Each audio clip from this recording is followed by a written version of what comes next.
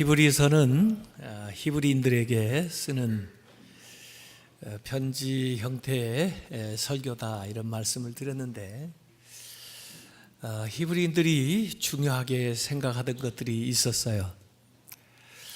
그들은 유대교 교인이었고, 또 그들이 가지고 있었던 히브리 성경, 구약 성경을 중심으로 해서 선지자들, 그리고 모세,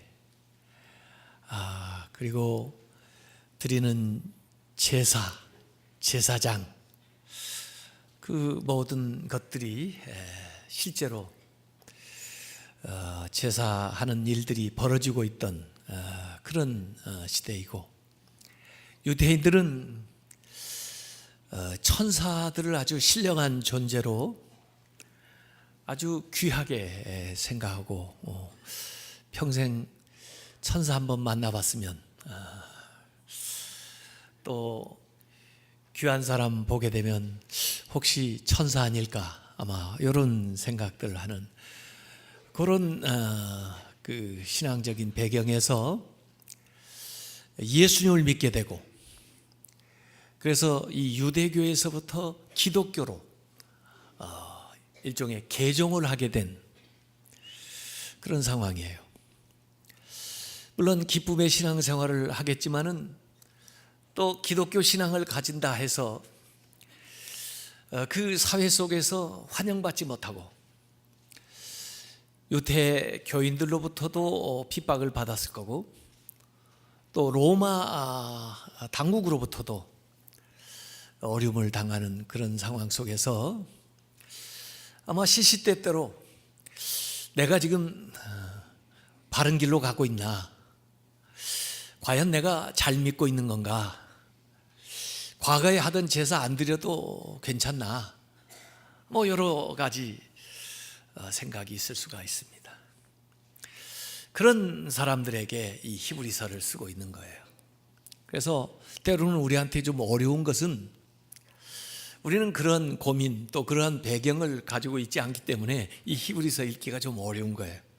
그러나 사실은 이 히브리서를 제대로 읽게 되면은 구약적인 배경, 또 구약 성경에 대해서 우리가 더 잘 알게 돼요. 어떻게 보면 이 히브리서를 통해서 구약 성경을, 중요한 것들을 정리할 수 있다고 볼 수가 있는 거죠. 왜 그런 말씀들이, 왜 그러한 일들이 있었을까 하는 것을 이제 실체를 통해서 우리가 확인하게 되니까, 사실 이 히브리서를 우리가 도전하기가 좀 어려운 책이긴 하지만, 히브리서를 읽다 보면은 어떤 책보다도 신약과 구약을 한꺼번에 이해할 수 있는데 아주 요긴한 그 시간을 우리가 가질 수가 있다, 그런 생각을 하게 됩니다. 히브리인들뿐 아니라 오늘을 살아가는 우리도 이제 2018년도 맞이하면서 새 나름대로 결심을 하고, 또 새로운 소망을 가지고 이제 살아가면서 과연 이 모든 것들 어떤 것으로 이루어낼 수 있을까, 어떻게 하면은 잘 살 수 있을까 하는 그런 고민을 하기 마련인데, 답변은 저는 같다고 생각해요. 예수 그리스도를 깊이 아는 것, 주님을 깊이 알아갈 때 유대인이나 오늘을 사는 우리들이나 우리의 문제에 대해서, 또 우리가 원하는 것에 대해서 가장 적합한 최선의 답변을, 길을 제공해 준다, 저는 그렇게 믿습니다. 물론 그 구약 성경 유대인들도 나름대로 하나님이 주신 특권을 받았어요. 그들이 받은 율법이라든지 또 그들의 조상들 그 믿음이 그러지 못한 세상에 비해서는 굉장히 어찌 보면 하나님의 특혜를 받았던 것은 사실이에요. 그런데 사실 그 유대인보다도, 그 히브리인들보다도 예수 그리스도를 믿는 기독교인들은 더 놀라운 은혜와 복을 받은 것을 믿으시기 바랍니다. 그래서 이 히브리서에 특별히 나오는 단어가 있어요. 오늘 제목으로 삼은과 같은 단어인데, 보다 뛰어난, 더 좋은, 이런 식으로 최상급으로 묘사한 대목들이, 그 단어가 13번 나와요. 아주 특별한 경우에 이 이야기들을 하고 있는데, 그동안 히브리인들이 알고 있었던 그것보다 훨씬 더 뛰어난, 이전에 누렸던 것보다 더 좋은 것을 이 히브리서에서 얘기를 할 때마다 언급을 하고 있어요. 그래서 오늘은 특별히 예수님의 그 하신 일과 연관되어 있는 이 네 가지를 이야기를 하려고 생각을 하고 있습니다. 자, 우선 지난주에 읽었던 히브리서 1장 1절부터 3절까지 보면은 선지자가 나왔어요. 근데 그 선지자보다도 훨씬 뛰어난 분이 예수 그리스도다라고 하는 것을 얘기를 했어요. 선지자들은 각 시대마다 나타나가지고 여러 모양, 또 한 부분들을 맡아가지고 여러 부분에 대해서 받은 말씀을 전했지만, 예수님은 그 자체가 말씀이라는 거예요. 더구나 최종적으로 완결판으로 오셔서 우리에게 말씀을 나타내신 분이에요. 그러니까 구약의 선지자들은 말씀을, 편지를 전달해주는 우편 배달부였다면, 그 내용의 실체, 말씀의 실체이신 예수님께서 오셨다는 겁니다. 그 예수님 안에는 이전에 여러 부분, 여러 모양으로 얘기했던 것들이 다 모여서 하나의 말씀으로, 최종적인 말씀으로 우리에게 주어졌다. 그래서 이 예수 그리스도는 모든 선지자들보다 더 뛰어난 분이다 라고 하는 것을 이제 1절부터 3절까지 이야기를 했습니다.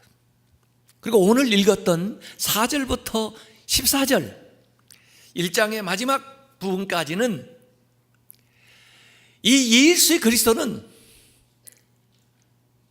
모든 천사들보다 더 뛰어난 분이다 라고 하는 것을 얘기를 하고 있는 거예요.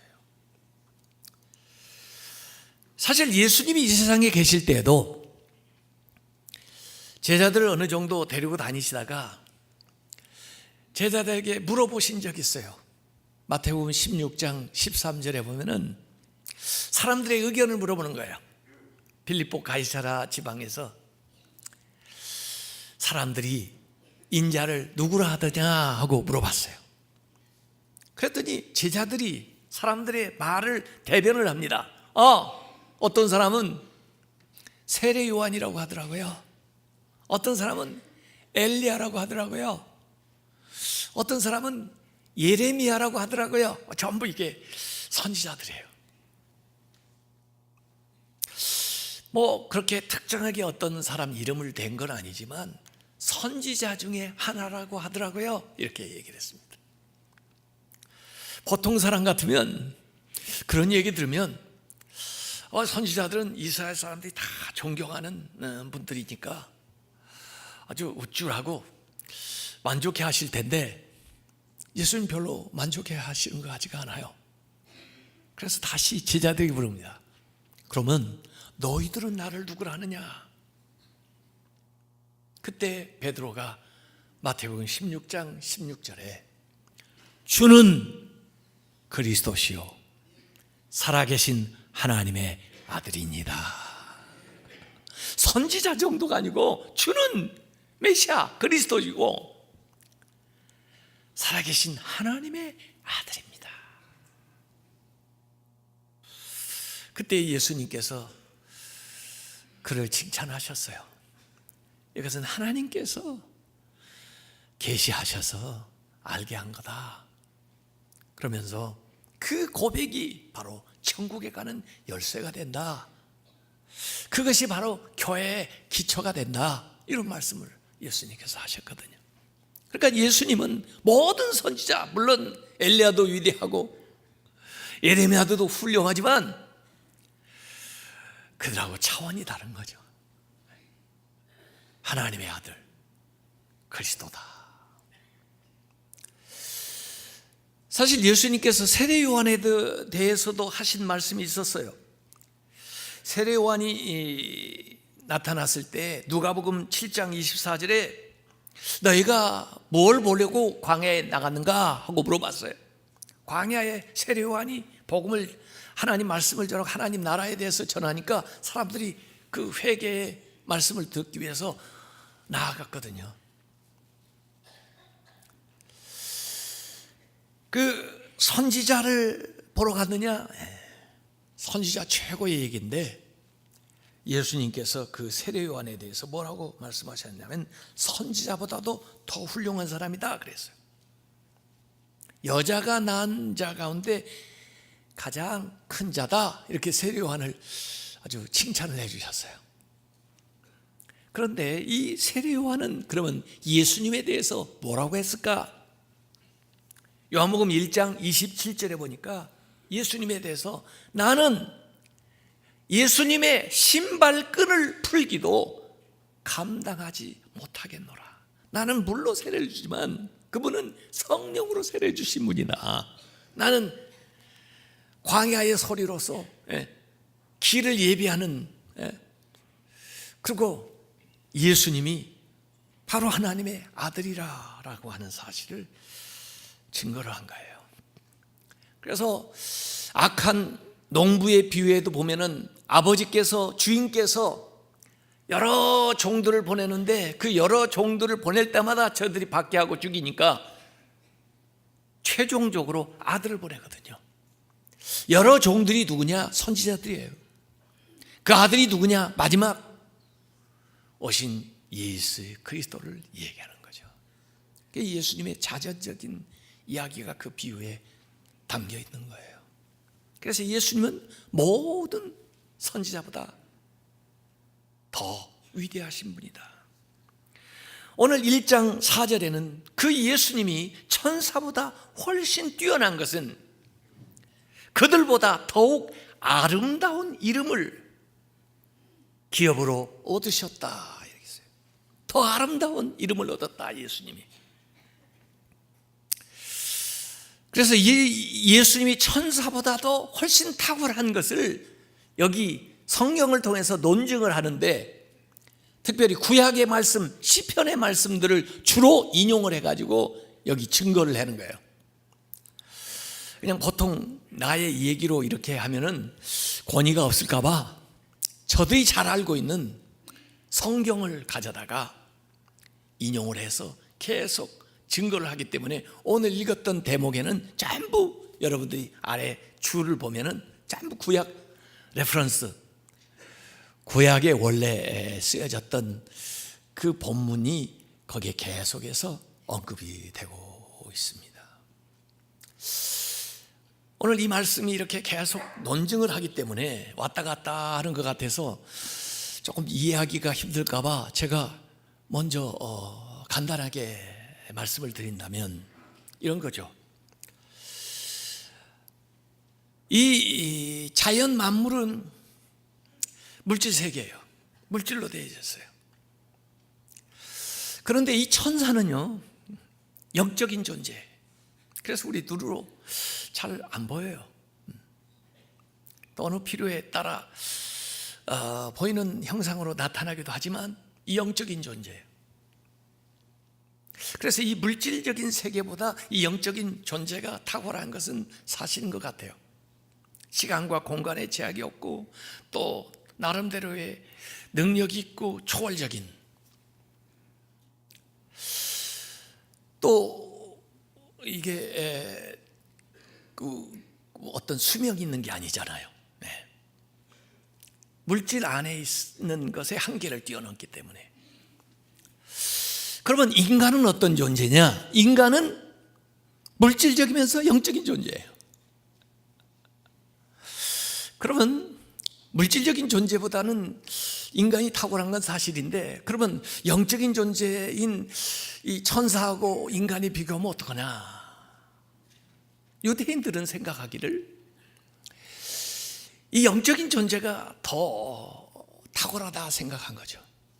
그러니까 육신을 입고 있는 인간은 그거보다 더 열등하고, 더구나 예수가 육신을 입고 왔다면, 육신적인 존재라면 천사보다 못한 존재가 아니냐 하는 의문이 일어날 수가 있는 거죠, 유대인들의 생각에는. 그런데 예수 그리스도는 어떤 존재냐면 완전한 영적인 존재이면서 또 완전한 인간이에요. 예수님의 신성과 인성이 완벽하게 조화되어 있는 신인 존재로 나온 거예요.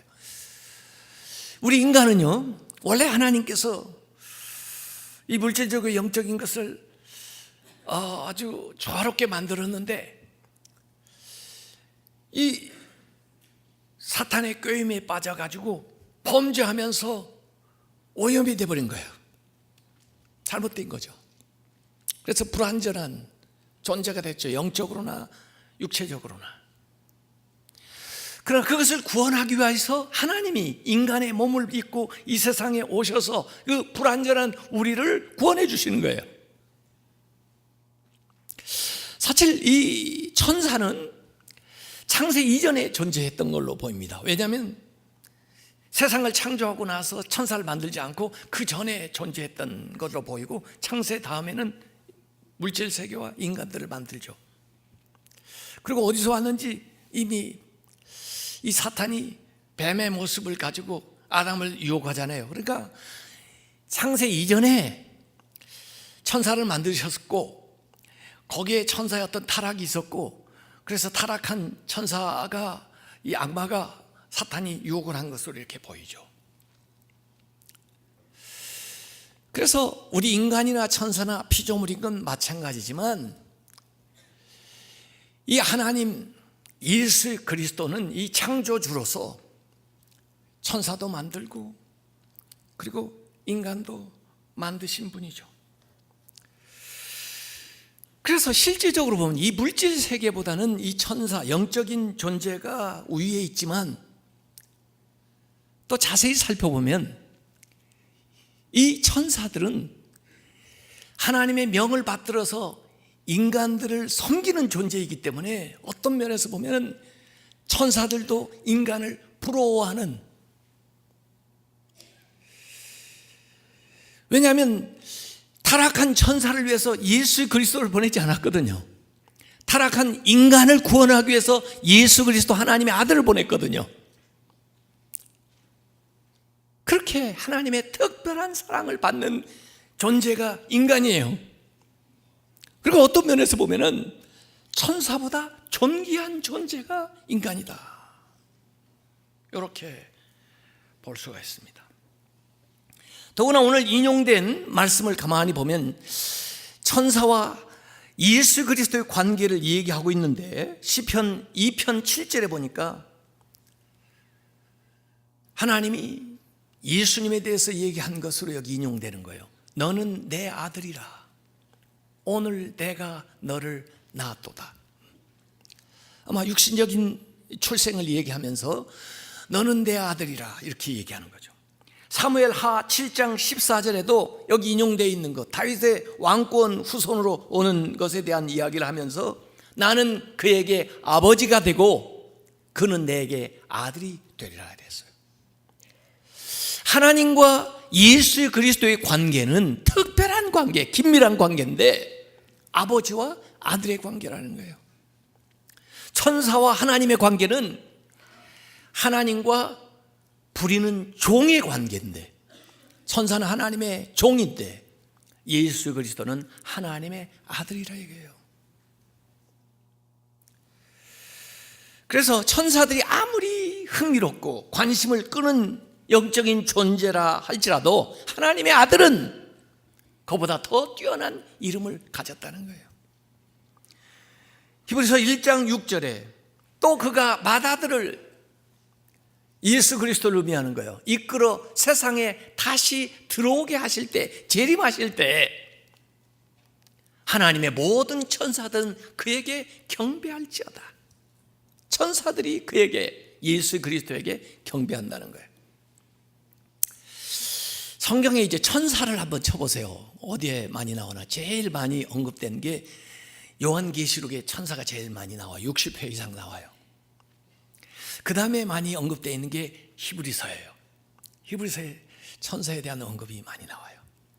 물론 구약에 천사가 많이 나타나는데 뭐 하나님의 사자로 나타나기도 하고, 천사라고 이름을 밝히고 미가엘 뭐 이런 식으로 나타나기도 해요.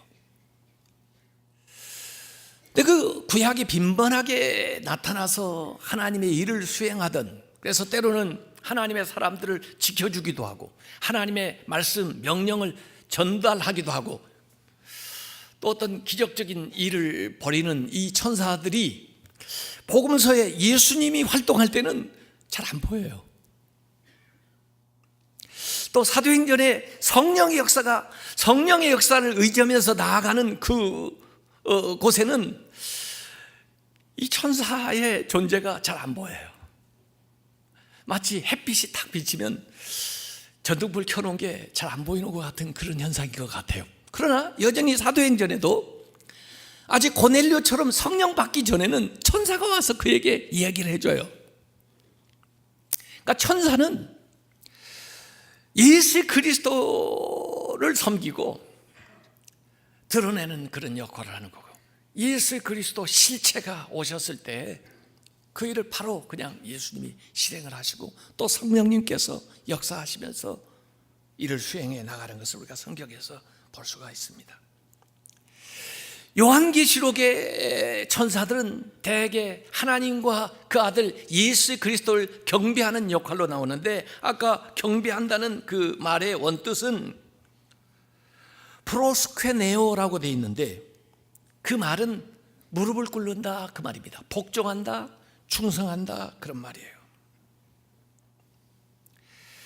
그래서 이 천사들이 예수 그리스도 하나님의 아들에게 복종한다, 순종한다, 경배한다 그런 얘기예요. 베드로전서 3장 22절에도 보면 베드로는 그는 하늘에 오르사 예수 그리스도 하나님 우편에 계시니 천사들과 권세들과 능력들이 그에게 복종하느니라, 경배한다 말입니다. 그래서 오늘 히브리서 1장 7절 8절에도 보면 천사들과 그 아들에 대해서 비교해가지고 설명을 해줘요. 7절에는 그 천사들에 관하여는 그는 그의 천사들을 바람으로, 바람같이 그의 사역자들 천사들 불꽃으로 삼으시느니라. 그래서 천사들이 하는 일은 섬기는 일을 하는 거다. 1장 8절에 그 아들에 관하여서는 아들은 하나님이여 주의 보좌는 영영하며 주의 나라의 규는 공평한 규입니다. 그 보좌, 그 왕좌는 영원하고 그 나라를 통치하는 그 규는 공평한 규다 그래서요.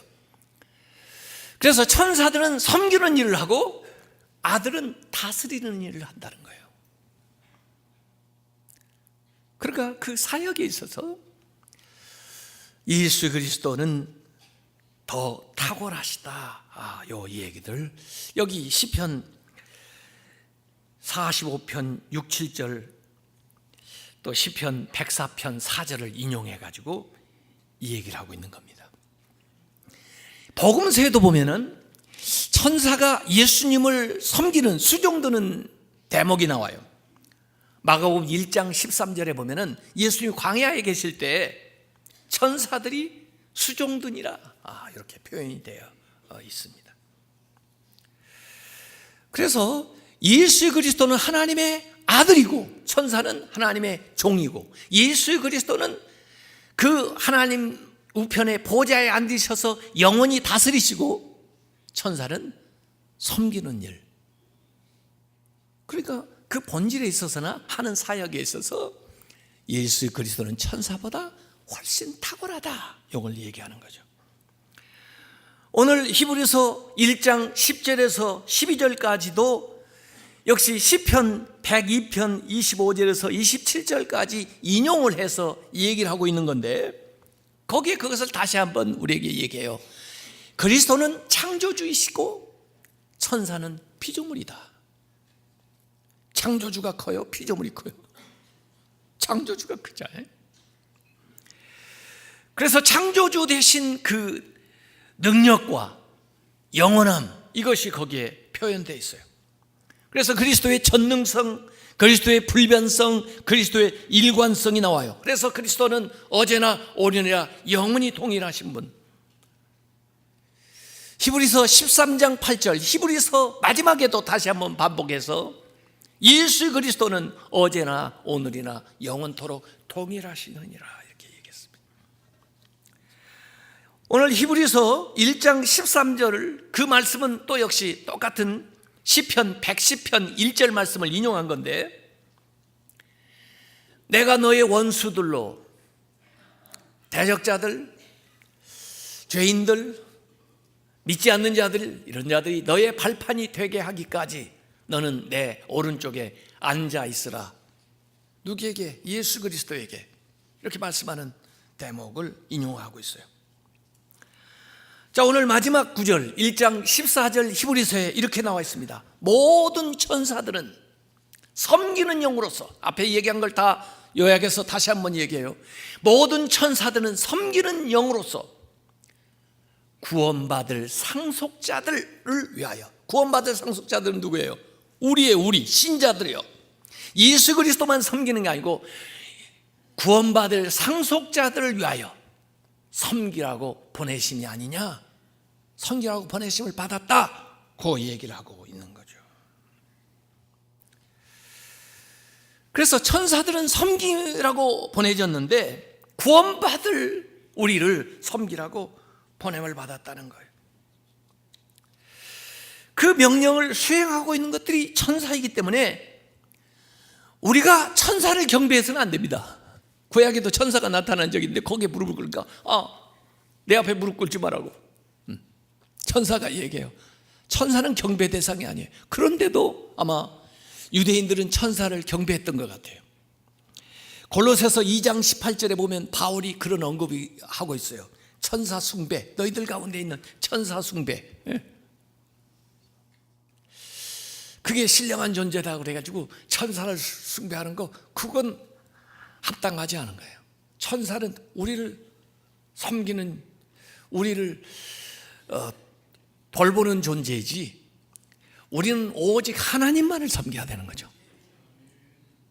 천사를 숭배하는 것도 잘못됐지만, 제가 미국에서 있으면서 보니까 사탄 숭배하는 자들도 있더라고요. 사탄. 그래, 참 경전도 있어요. 사탄 숭배하는 경전, 그대의 컬트, 그대의 의식도 있어요. 가지고 무슨 요상한 구슬 같은 거 가지고 뭐 이렇게 뭐라 하면서 사탄 경배해요. 또 어디 가서 뭐 짐승 잡아가지고 무슨 이산짓거리 하면서 사탄 워시퍼들. 왜 그런가 하고 알고 봤더니 그들은 세계관이 이 세상은 사탄이 지배한다 이거예요. 그래서 이 세상에서 하고 살려면 얘들한테 잘해야 된다는 거예요. 천사는 우리의 숭배를 받을 존재가 아니에요. 오히려 우리를 돌보라고 하나님이 보낸 존재이고, 우리가 경배해야 될 분은 오직 하나님. 우리가 관심 가져야 되는 것은 천사가 아니에요. 우리가 관심 가져야 되는 것은 오직 예수 그리스도. 그래서 그 당시에 유대인들에게 히브리서는 분명하게 예수 그리스도는 천사보다 훨씬 뛰어난 분이다, 이것을 얘기하는 거죠. 예수님으로 충분하다, 예수님이 최고다, 이걸 얘기해 주고 있는 거예요. 사실 이 천사가 성경에 보면은 종종 나타나 가지고 우리도 모르는 사이 우리를 도와주는 경우가 있어요. 저도 가만히 생각을 해보면 교통사고 났을 때, 야, 그때 어떻게 그 끔찍한 사고에서 그렇게 큰 부상 당하지 않고 그렇게 살아날 수 있을까? 저는 보지는 못했지만 제가 생각할 때는, 아니, 천사가 와가지고 그 순간에 탁 안아줬던 것 같아요. 천사가 종종 출연하여요. 성경에도 보면 소돔과 고모라에서 롯을 이끌어내기도 하고요, 사자굴에서 다니엘을 구해주기도 하고요, 감옥에 갇혀있던 베드로를 이끌어내기도 하고요, 하갈에게 나타나서 여호와의 사자가 말씀을 전해주기도 하고요, 아브라함에게 가서 하나님 말씀을 전해주기도 하고요, 또 마리아와 요셉에게도 천사가 가서 말씀을 전해주기도 해요. 그래서 시편 34편 7절에 보면 여호와의 천사가 주를 경외하는 자를 둘러 진치고 그들을 건지시는도다. 또 시편 91편 11절에도 보면 그가 너를 위하여 그의 천사들을 명령하사 너의 모든 길에서 너를 지키게 하심이라. 하나님이 그렇게 부리는, 또 그래서 구원받을 성도들을 섬기는 천사들의 역할이 성경에 나오기는 하지만 그 천사보다 훨씬 뛰어난 분이 예수 그리스도다라고 하는 것을 오늘 본문에서 우리에게 가르쳐주고 있습니다. 그런가 하면 앞으로 또 그들이 알고 있는 모세, 율법을 가져다 줄 때 모세 오경, 그 모세가 위대한 분인 것은 사실인데 예수 그리스도는 그 모세보다도 더욱 영광을 받으셔야 될 뿐이다 라고 하는 것이 히브리서 3장 3절에 나와요. 모세를 통해서 율법이 들어왔어요. 그런데 그 율법을 누가 갖다가 전해줬냐면 천사가 모세에게 전해줘요. 그런데 예수 그리스도를 통해서 무엇이 왔느냐? 복음이 왔어요. 복음이. 예수 그리스도가 복음이에요. 그렇기 때문에 예수 그리스도는 율법을 천사에게 전수받은 모세보다 더 위대한 거죠. 예수님이요. 율법도 하나님의 뜻이 드러났다고 해서 존귀하고 중요하게 여겼다면 하나님의 복음인 이 말씀이 얼마나 더 소중하고 얼마나 존귀하게 여겨야 되는 거예요. 모세를 대적하다가 율법을 대적하다가 저들이 망하고 벌을 받았다면 예수 그리스도의 이름을 대적하는 것은 얼마나 더 큰 죄예요. 복음을 회방하는 것은 얼마나 더 나쁜 일이에요. 그래서 시편 95편 7절 8절에도 보면은 이 율법에 대해서, 말씀에 대해서 얘기할 때 오늘날 너희가 그 문성을 듣거든 너희 마음을 강팍하게 하지 말아라. 모세의 말을 듣지 않아가 바로처럼 그렇게 어려움에 힘든 것을, 고난을, 시험을 이렇게 쌓은 것처럼 복음을, 그리스도를 대적하지 말아라. 율법의 신성함을 지키기 위해서 그렇게 몸부림을 쳤다면 그보다 더 소중한 이 복음을 지키기 위해서는 우리가 어떻게 해야 되나 하는 것들을 얘기하고 있어요. 모세보다 더 영광을 받으실 분이 예수 그리스도다. 더 나아가서 히브리서 4장 14절에는 큰 대제사장이신 예수 그리스도, 이 지금 최상급으로 표현을 하는 거예요. 왜냐하면 유대교 안에서 했던 일을 비교급으로 얘기하니까 예수 그리스도는 더 최상급으로 얘기를 해야 되죠. 모세는 아마 선지자는 될지 몰라도 지도자이지만 제사장은 아니죠. 제사장은 아론이었어요. 아론, 대제사장 아론, 그의 자녀들. 나중에는 이제 레위 지파에서 제사장들이 나오고, 그 다음에 거기에서 대제사장이 1년에 한 번씩 뽑혀가지고, 그 다음에 제물을 가지고, 피를 가지고 지성소까지 가서 섬기고 그 다음에 나오죠. 그런데 예수 그리스도는 그 아론보다 그 대제사장보다 더 큰 대제사장이다 이게요. 그러면서 이건 아론의 자손 또 레위족 문제가 아니라 그 더 거슬러 올라가 가지고 아브라함 때 얘기를 해요. 아브라함이 전쟁에서 승리를 거둔 다음에 전리품을 가지고 돌아오다가 살렘 왕이며 지극히 높으신 하나님의 제사장인 멜기세덱이라는 사람을 만났는데, 이 멜기세덱이라는 사람이 갑자기 그냥 불쑥 나타났다가 또 사라져요. 아주 신비스러운 인물이에요. 근데 그걸 아브라함이 알아보고 그에게 11조를 드려요. 하나님에게 돌릴 것을 이 멜기세덱에 돌리고 그 다음에 멜기세덱으로부터 아브라함이 축복 기도를 받아요. 그 사라졌던 멜기세덱의 이름이 여기에 언급이 되는 겁니다. 예수님은 그 멜기세덱의 반차를 따라서 대제사장이 됐다. 왜 멜기세덱이 나왔었나? 왜 멜기세덱이 무슨 자격으로 아브라함을 축복했나? 그랬더니 예수 그리스도의 그림자였다는 거죠. 그래서 시편 110편 4절에 보면 너는 멜기세덱의 서열을 따라 영원한 제사장이라 그랬고, 히브리서 3장 1절에도 대제사장이신 예수를 깊이 생각하라 그랬고, 히브리서 6장 20절에 그리로 앞서가신 예수께서 멜기세덱의 반차를 따라 영원히 대제사장이 되어 우리를 위하여 들어가셨다. 이렇게 어디 들어가시냐? 지성소까지 들어가셔요. 그리고 나오는 게 아니고 하나님 우편에 앉아 계세요. 영원히.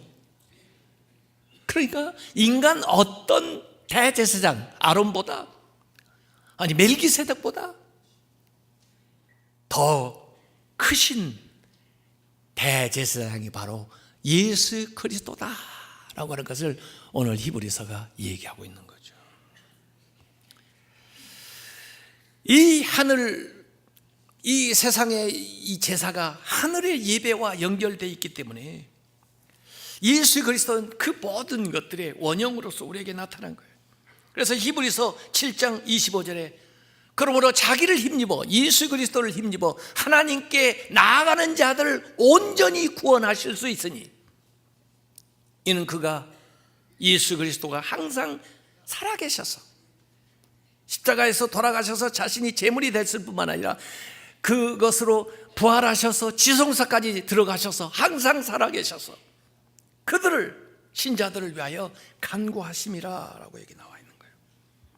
예수님은 부활하셨기 때문에 영원히 변하지 않고 하나님 우편에서 대제사장의 직위를 가지고 계신다는 거죠. 그러니까 세상에 있는 제사장이 세상에서 드리는 제사가 그에 비하면 아무것도 아니라는 거죠. 그래서 오늘 전체적으로 히브리서는 우선 우리에게 예수님에 대해서 얘기해 주면서 예수님은 어떤 선지자보다도 더 뛰어나신 분이다. 예수님은 어떤 천사보다도 더 뛰어나신 분이다. 예수님은 모세보다도 위대한 분이다. 예수님은 아론 대제사장보다도 더 큰 분이다 라고 하는 것을 얘기하는 거예요. 왜? 그들은 유대교 생활을 하면서 거기에서 이렇게 그리스도인이 돼가지고 제사 안 지내도 될까? 천사는 그 안성교도 될까? 또 선지자 얘기는 어떻게 된 거야? 모세는 어떻게 된 거야?